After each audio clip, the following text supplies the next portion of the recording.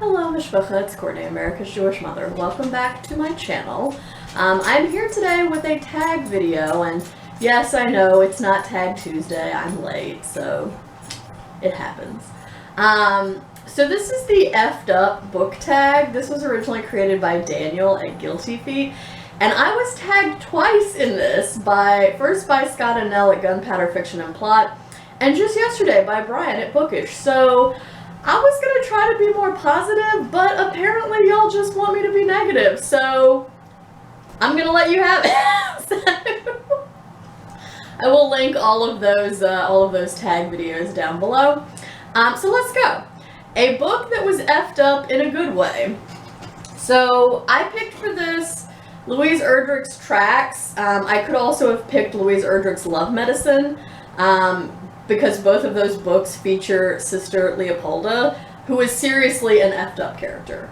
But I think the books and her actions in them are effed up in a good way because they show the consequences of turning your back on your community and the desire to assimilate into white society, basically, and what a sort of hunger for power can do to you. And yeah, Sister Leopolda, she's just really effed up. Number two, a book that was effed up in a bad way. Alright, so I have never talked about this book on this channel before, and I probably never will again unless, there's some other tag that, asks you to talk about what one of the most effed up books you've ever read was. But it is Thane Rosenbaum's The Golems of Gotham. This was a book that I had to read for my comprehensive exams in graduate school in the subject of 20th century Jewish American literature. And this book has one of the most effed up opening scenes that I've ever read in my life. I found it deeply personally offensive, even more personally offensive than other things I've talked about recently. Okay, so how can I explain this?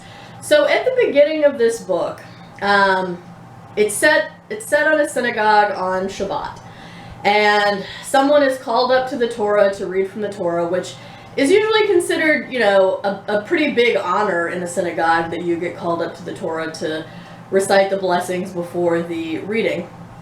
So the guy who gets called up to the Torah is an elderly Holocaust survivor, and he gets called up to the Torah, and before he says the blessing, he takes out a gun and kills himself, like literally shoots himself in synagogue on Shabbat, right in front of the Torah.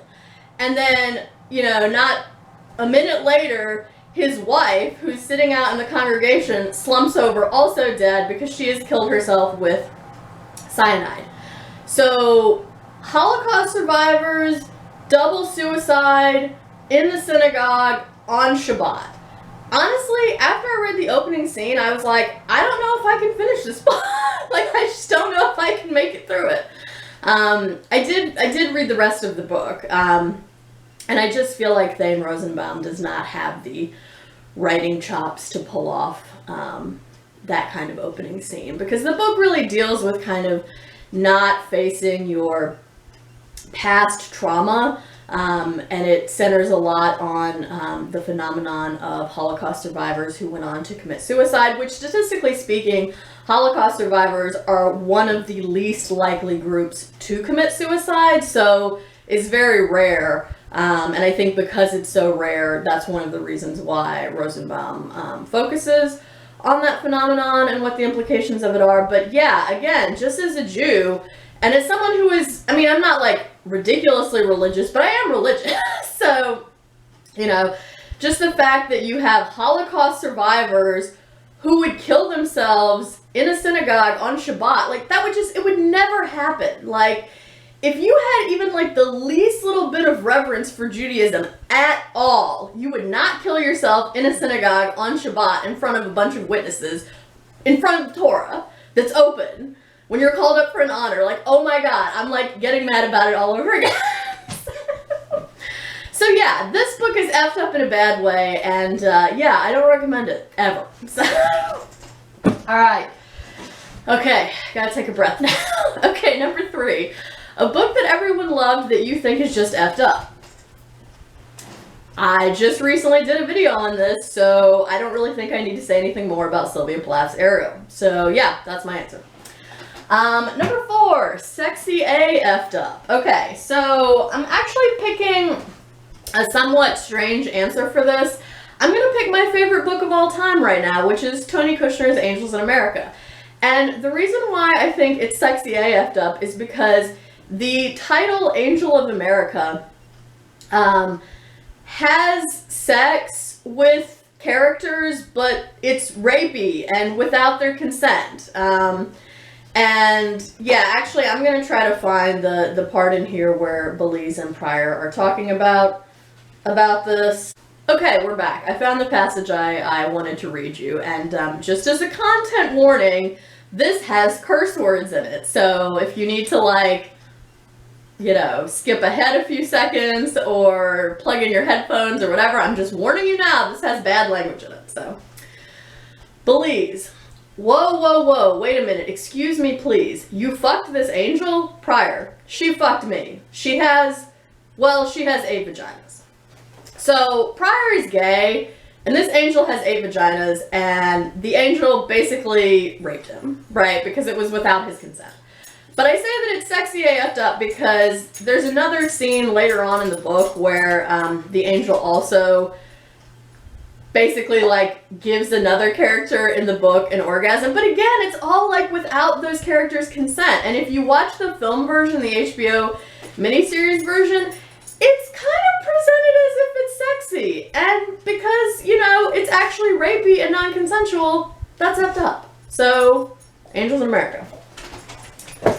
Okay, number 5, Effed Up for Kids. So I don't have a copy of this, but I went with V.C. Andrews' Flowers in the Attic because this is a book series that was, I think, popular in either the 80s or 90s, and it's about these kids who get locked away in an attic, and then there's eventually incest. Spoiler alert, sorry. So yeah, that's effed up, and middle schoolers should not be reading that. So yeah, seems very strange.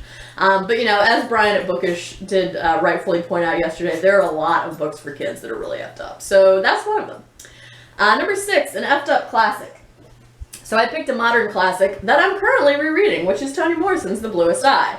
And this is about white standards of beauty and how they deeply damage a helpless, vulnerable African-American girl, and basically cause her to finally go insane because she can't have blue eyes. And that's really effed up. Okay, number 7, Effed Up in Translation. So this book is at my office now, so I can't hold it up and show it to you, but Gabriel Garcia Marquez's Love in the Time of Cholera. Yeah, again, I've already done a full ranty review about this book, which I will link down below, but yeah, basically it's effed up because Florentino is effed up. And yeah, and he does a lot of bad things, and he gets narratively rewarded at the end for doing all these bad things. And that's effed up, Marquez. Effed up. Number 8, Effed Up Nonfiction. I chose Night by Elie Wiesel. The Holocaust, right? I mean, is anything more effed up when you think about it than man's continual inhumanity to man? I don't think so. An excerpt, and one of the most powerful parts. Never shall I forget that night, the first night in the camp, which has turned my life into one long night, 7 times cursed and 7 times sealed. Never shall I forget that smoke. Never shall I forget the little faces of the children, whose bodies I saw turned into wreaths of smoke beneath the silent blue sky. Never shall I forget those flames which consumed my faith forever. Never shall I forget that nocturnal silence which deprived me for all eternity of the desire to live. Never shall I forget those moments which murdered my God and my soul and turned my dreams to dust. Never shall I forget these things, even if I am condemned to live as long as God himself. So yeah, again, man's continuing inhumanity to man, the most effed up thing of all. Number 9, Illustrated Effed Up. Again, a theme. Mouse. It's about the Holocaust. So yeah, more effed up stuff. Including, I found one panel that's kind of particularly effed up where these people are hanged. And it says that they hanged there 1 full week. Yeah, pretty effed up. Number 10, Hana Yanagihara's A Little Left Up, a book that is just misery porn, solely designed to convince you how effed up the world is. Yeah, P.S. Daniel, I loved the prompt for this. I haven't actually read A Little Life, but I have heard a lot of people describe it as misery porn, so seems appropriate. I'm going to pick a perhaps controversial answer for this one, and one that maybe doesn't seem like misery porn at first glance, but I'm going to explain myself. For this, I've chosen Brandon Taylor's Real Life. And here's why. The main character's relationship with his friend group is effed up. His burgeoning romantic relationship is also effed up. His relationship to food, he has an eating disorder, effed up. His relationship to his own trauma, which he clearly has not processed, also effed up. And finally, his relationship to the university campus that he's on is effed up. And yeah, there's no sort of resolution at the end where he, it doesn't leave you with any kind of hope that he's going to take any action to change any of these things, right? At least like the relationship and the friend group and the eating disorder and his own sort of unprocessed trauma, like those are all things that he at least has some measure of control over, that he could do something about. And then, and he also doesn't make a decision that he's going to leave this school where people are just racist. So yeah, I just felt like it was just designed to make me think that like everything about this was effed up. And possibly the most effed up thing of all is how much that book wasted my time. I'm still salty about it. Okay, number 11, tag people. So I'm going to tag a few people in this. So I want to tag Una and Crypto at the Codex Cantina. I'm very curious to hear what y'all's answers to the Efftup Book Tag would be. I also want to tag Raina at Rainier Books. And I also want to tag Kieran at KD Books because he would probably get as heated as I did about the Thane Rosenbaum book for every single question, and I really want to know what his answers would be. So if y'all want to do this tag, you're tagged. Also, if I didn't tag you and you just want to do the Efftup Books tag, please consider yourself tagged. Thank you for watching. I hope everyone is doing well and staying healthy. Hope you were entertained by my negativity. Hope you're doing good reading whatever you're reading, and until next time, would it kill you to call your mother?